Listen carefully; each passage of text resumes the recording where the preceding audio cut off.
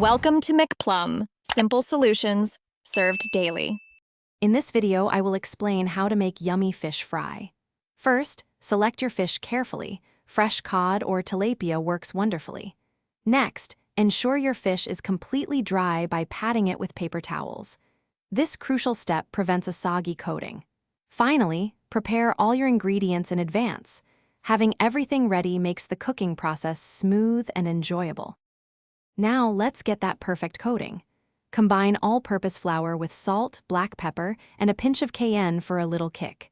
You can also add garlic powder or paprika. Dip each dry fish fillet into this mixture, ensuring it's fully coated. Then, gently shake off any extra flour. This prevents a thick, doughy crust and ensures a light, crispy texture. If you're finding this video helpful, please take a moment to subscribe and give it a like. And speaking of keeping things fresh, a quick recommendation. Stay hydrated while you're cooking up that delicious fish fry with an Oala water bottle. It keeps your drinks perfectly cold. Check the description for the link and other fantastic deals. Now, let's get back to the video. For the best results, heat about 1 inch of a neutral oil, such as canola or vegetable oil, in a large skillet. Aim for a temperature of 350 degrees Fahrenheit.